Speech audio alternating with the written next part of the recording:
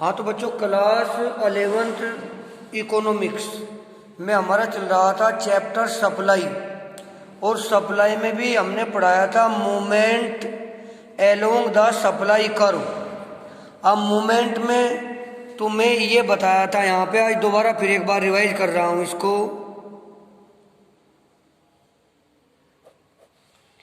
ये बताया था चेंज इन क्वांटिटी सप्लाइड। जब क्वांटिटी सप्लाइड में चेंज होता है, क्यों होता है? Occur due to change in price, price में चेंज होने के कारण। लीड्स टू, तो इससे क्या हो जाएगा? Movement along the supply curve. नया सप्लाई कर्व नहीं बनेगा, उसी सप्लाई कर्व पर मूवमेंट होगा। आइदर अपवर्ड मूवमेंट और डाउनवर्ड मूवमेंट, या तो अपवर्ड मूवमेंट होगा या डाउनवर्ड मूवमेंट होगा। अपवर्ड मूवमेंट कब होगा? अपवर्ड मूवमेंट का मतलब एक्सपेंशन इन सप्लाई, सप्लाई बढ़ जाएगी due to increase in price, कीमत बढ़ने के कारण। और downward movement contraction in supply, supply घट जाएगी due to decrease in price, price में कमी के कारण। अब इनकी फिगर कंबाइन तो मैंने बताई थी, एक साथ इनकी फिगर नेक्स्ट पेज पर हम देख सकते हैं। क्या होता है? Expansion in supply refers to rise in quantity supplied due to increase in price of the commodity, other factor remaining constant. अगर दूसरे फैक्टर में किसी प्रकार का कोई चेंज न हो तो इस प्रकार से जो क्वांटिटी सप्लाइड किसी वस्तु की बढ़ती है, उसकी प्राइस में बढ़ने के कारण उसको कहते हैं एक्सपेंशन इन सप्लाई। जैसे कि पहले इसमें प्राइस थी 20, क्वांटिटी डिमांड सप्लाइड थी 100, फिर प्राइस होगी 25, क्वांटिटी सप्लाई होगी 150।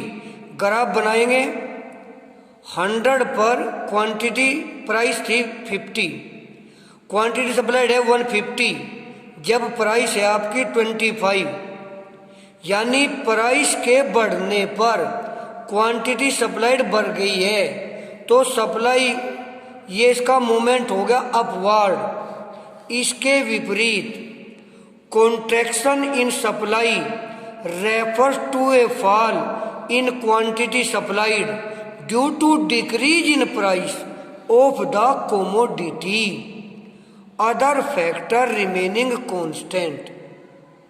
contraction in supply रेफर करता है क्वांटिटी के उस फॉल को जब प्राइस के डिक्रीज होने के कारण क्वांटिटी सप्लाइड डिक्रीज होती है। अदर फैक्टर वहां पर भी कांस्टेंट रहते हैं। शेड्यूल देखिए, 20 प्राइस थी, क्वांटिटी सप्लाइड थी 100, प्राइस घटकर 15 होगी तो क्वांटिटी सप्लाइड 70 होगी।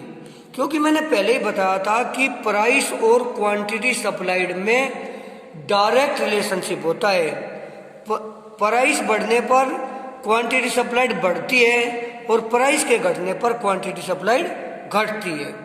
अब इसके लिए ग्राफ बनाया, जब क्वांटिटी सप्लाइड 100 है तो प्राइस आपकी 20 है, क्वांटिटी प्राइस घटकर होगी 15, कहाँ घट गई? 15, तो यहाँ पर क्वांटिटी सप्लाइड घटकर होगी 70। तो यहाँ पर ये तो था आपका मूवमेंट। इसके बाद आता है shift in supply curve. Movement और शिफ्ट में ये फर्क होता है कि मूवमेंट तो होता है सेम सप्लाई कर्व पर, मूवमेंट तो होता है सेम सप्लाई कर्व पर, जबकि शिफ्ट होता है अलग सप्लाई कर्व पर। उसमें या तो फॉरवर्ड शिफ्ट होगा और या बैकवर्ड शिफ्ट होगा। तो क्या कहता है? ए change in one of other factor shift the supply curve. Price के अलावा किसी दूसरे फैक्टर में चेंज होने के कारण सप्लाई कर्व शिफ्ट होती है।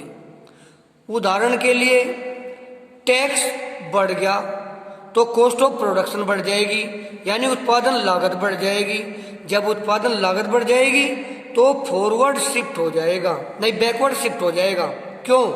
क्योंकि with fall in profit, profit कम हो जाएगा तो प्रोड्यूसर का जो सप्लाई कम करेगा, जबकि उसकी प्राइस में कोई चेंज नहीं हुआ है। अब इसके दो मेथड होते हैं जिनको मैं तुम्हें इस फिगर के द्वारा अभी समझा रहा हूं। ये है आपका इस प्रकार से, जैसे कि ये हो गया आपका एक्स एक्सिस, ये हो गया वाई एक्सिस। यहां पर हम लेंगे क्वांटिटी सप्लाइड और यहां पर हम लेंगे प्राइस। सपोज करो प्राइस हमारी पी थी और क्वांटिटी सप्लाइड हमारी क्यू थी, तो इस प्रकार से ये, तो यहां पर हमारा जो सप्लाई कर्व था ये था एस एस। अब क्या हुआ? अब दो कंडीशन होती है, कब सप्लाई कर्व राइटवर्ड शिफ्ट होगा और कब सप्लाई कर्व लेफ्टवर्ड शिफ्ट होगा। सपोज करो कि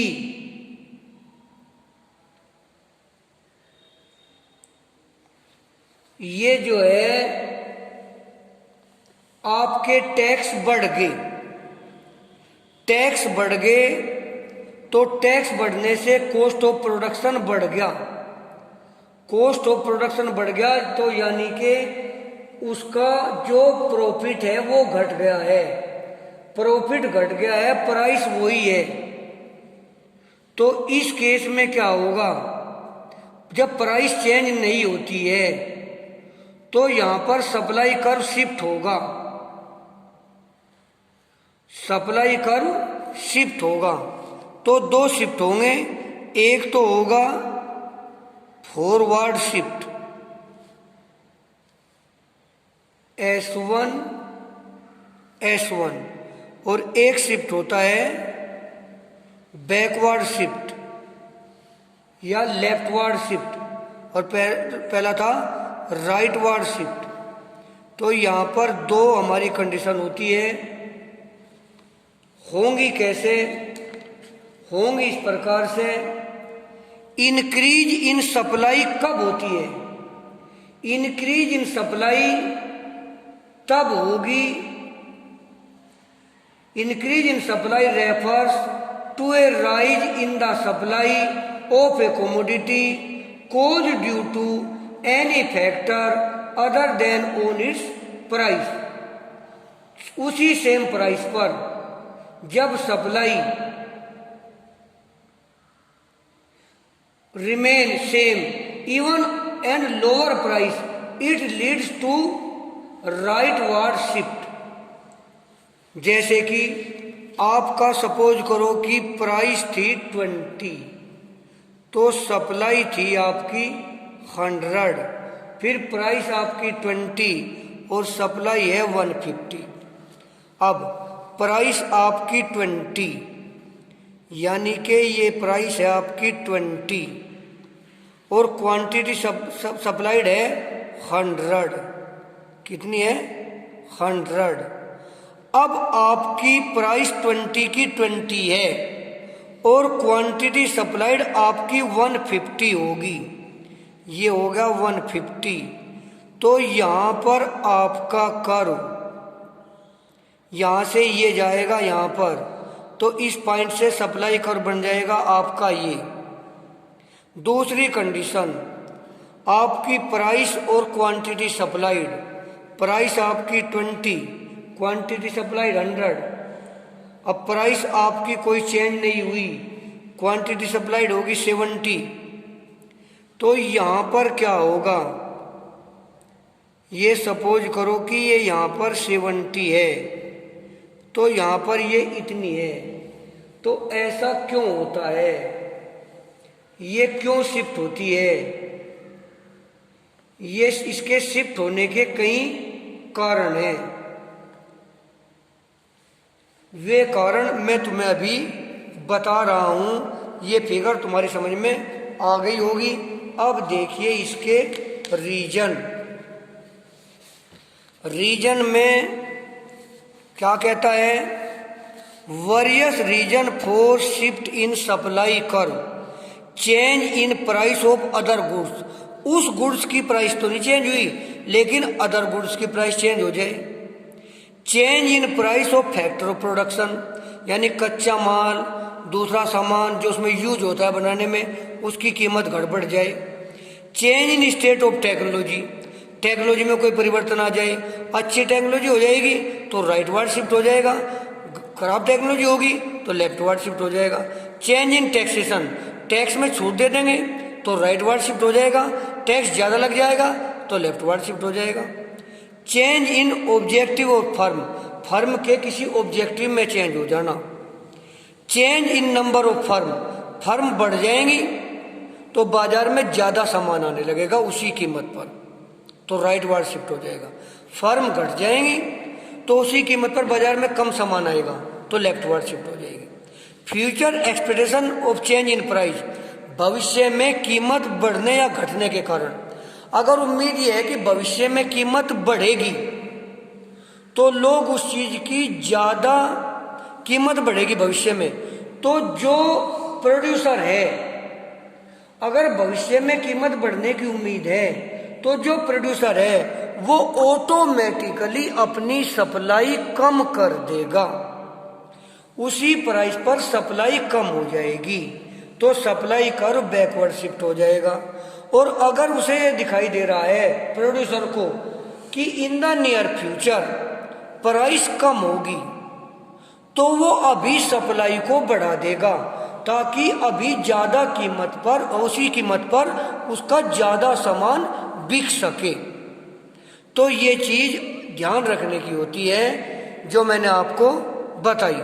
और देखिए इसमें increase in supply is shown by rightward shift in the supply curve from SS to S1 S1। Supply has rise from OQ to OQ1 where price is OP same. Decrease in supply is shown by leftward shift in supply curve from OQ to OQ2 due to unfavorable change other factor while price is the same। तो इस प्रकार से आते हैं आपके leftward shift और rightward shift और leftward shift. बताया चेंज इन सप्लाई क्यों होती है, change in factor other then price. Movement क्या था, मूवमेंट कब होता था, प्राइस में चेंज होने के कारण, और ये प्राइस के अलावा दूसरे फैक्टर में चेंज होने के कारण, इससे शिफ्ट होगा सप्लाई कर्व, यानी नया सप्लाई कर्व बनेगा। या तो राइटवर्ड शिफ्ट होगा या लेफ्टवर्ड शिफ्ट होगा।